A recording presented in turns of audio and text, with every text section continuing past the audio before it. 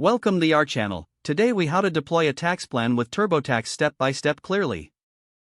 To start deploying a tax plan with TurboTax, visit the official TurboTax website.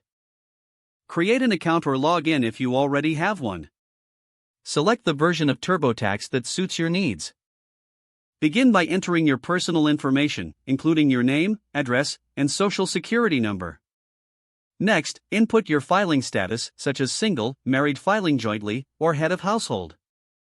Follow the prompts to enter details about your income from various sources, like wages, investments, and freelance work. Make sure to include any income that was reported on tax forms, such as W-2s and 1099s.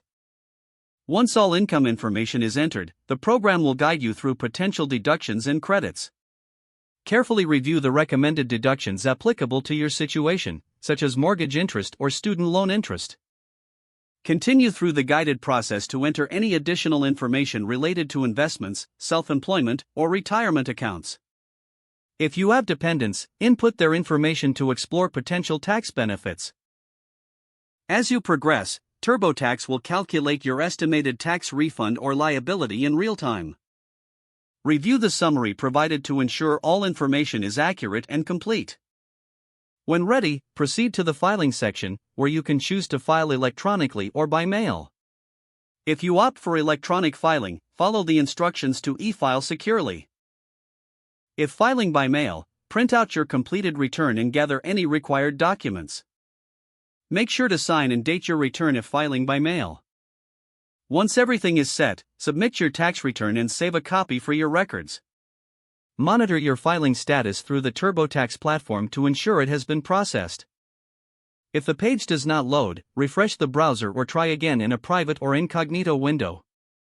Make sure you are using the correct email address, then retype it carefully to avoid small typos. If your password is not accepted, use the reset option and create a new strong password you can remember. Check your spam folder for verification or security emails, then complete any requested confirmation steps.